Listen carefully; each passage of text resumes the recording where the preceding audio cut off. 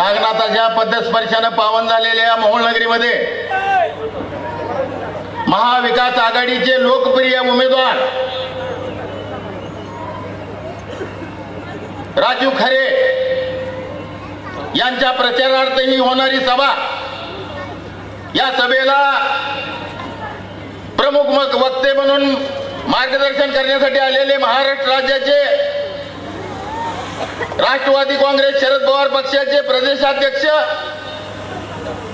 जयंत पाटील साहेब, उपस्थित मंचावरील सर्व नेते मंडळी, बंधू आणि भगिनींनो, जयंत पाटील साहेब, मी बोलत असताना थोडे 2 मिनिटं माझ्याकडे लक्ष द्या. मी जास्त वेळ घेणार नाही.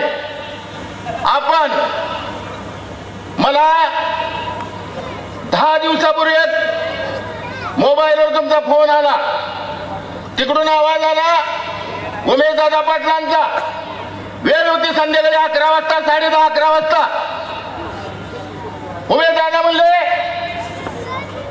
मेंबर तुम्हाला जयंत पाटील साहेब बोलणार आहे. आणि तिकडून आवाज आला, नमस्कार गायकवाड साहेब. जयंत पाटील साहेब, नमस्कार गायकवाड साहेब. मी म्हणलं जय महाराष्ट्र साहेब. आणि साहेब मला काय म्हणले, गायकवाड साहेब ही दिलेली सीट निवडून आली पाहिजे. साहेब मी त्याच दिवशी तुम्हाला शब्द दिलाय, ही सीट 100%.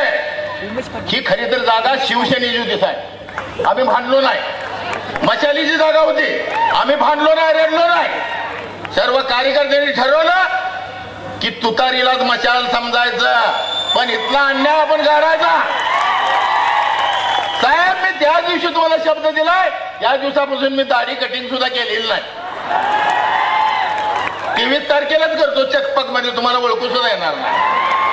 म्हणून आज एक गोष्ट ध्यानात ठेवा साहेब, सरकार आपलं बनणार आहे, महाविकास आघाडीचं सरकार बनणार आहे. तुमची जी काही यादी चालली असेल ना साहेब, तुमची जी काही यादी चालली असेल की निवडून येणाऱ्याची यादी शिवसेनेचे किती, राष्ट्रवादी शरद पवार पक्षाची किती, काँग्रेसचे किती, एकूण येणार किती, सरकार हे होणारच आहे. त्यात ही एक सीट बेरजेला धरा साहेब, राजू खरेची सीट बेरजेला धरा. आज 100% ही सीट तुम्ही बेरजेला धरा, हा आत्मविश्वास मी देतो. मी जास्ती बोलणार नाही साहेब, माझा चेहरा फक्त ध्यानात ठेवा. आणि एकच हा तालुका राजू खरे आमदार होणार 100%, तुतारी फुंकणार.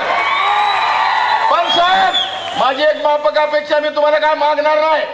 आमचे मित्र उमेशदादांनी त्या बाबतीत बोललेले आहेत आणि त्यांनी मला सांगितलं थोड्या वेळात. पण एकच सांगतो जाता जाता साहेब की या तालुक्याचं पालकत्व तुम्ही घेतलं पाहिजे, एवढीच माफक अपेक्षा माझी आहे. ज्या काय मागण्या असतील राजाभाऊ खरे आमचा लोकप्रतिनिधी म्हणून ज्या मागण्या या जनतेचे किंवा आमच्या नेत्यांच्या जे घेऊन येतील त्या पार पाडण्याची जबाबदारी जयंत पाटील साहेब तुम्ही घेतली पाहिजे. एवढं बोलून मी तुम्हा सर्वांना शुभेच्छा देतो.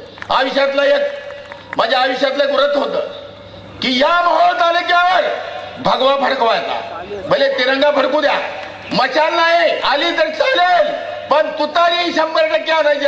आणि साहेब पडला तुमच्या पक्षाचा, जुन्या पक्षाचा माणूस पडला बरं का, एवढं ध्यानात ठेवा.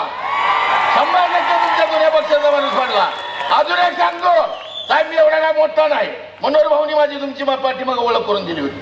हे टपऱ्या करताना तुम्ही वाचवले ह्या टपऱ्या, तुमच्या लक्षात असं आलं नसल, तुम्ही ग्रामविकास मंत्री असताना सगळे रोडची दुकानं जाणार होते, डोबळे साहेब पालकमंत्री होते, मनोहर भाऊ मी तुमच्या रॉयस्टोनवर आलो होतो, त्यावेळेला माझी ओळख करून दिली होती.